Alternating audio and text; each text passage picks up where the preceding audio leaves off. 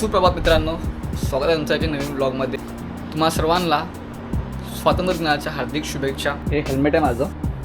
त्या हेल्मेटला आता मी हे माउंट लावून घेतलं आहे, म्हणजे कालच त्याला आणलं, MC लावून घेतली आहे आणि हे आपलं जॉ माउंट आहे ते लावून घेतलं आहे. फक्त आता आतमध्ये माईक लावायचं आहे. माईक लावून घेतो आधी.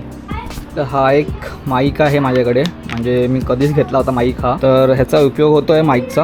तर हा माईक लावून घेतो आधी आतमध्ये. लावून घेतला आहे मी आतमध्ये. आता आपण टेस्ट करूया एकदा.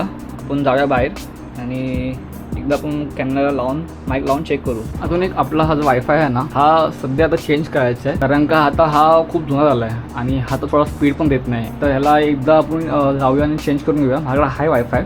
तर ही आपली गाडी. आय होप मग आवाज क्लिअर बरोबर ऐकत येतो. चला जाऊया आपण. चला स्टार्ट करू. गप्पा मोर्या, मंगलमूर्ती मोर्या. ही पण आपलीच गाडी आहे. तिला पण चेक करायची आहे. 1 महिन्याला गाडी उभीच आहे. खूप घाण झाली. एकदम बघूया आधी हे काम करून घेऊया. चला.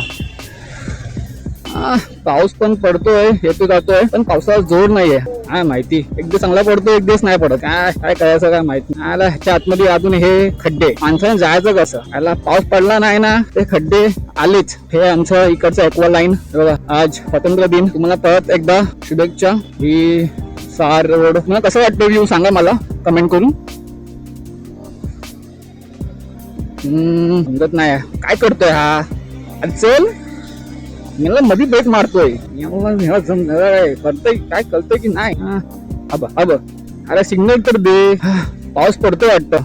वा, अरे रे, हा गोप्रो भिजून जाईल माझा. तरी बघू, चला जाऊया.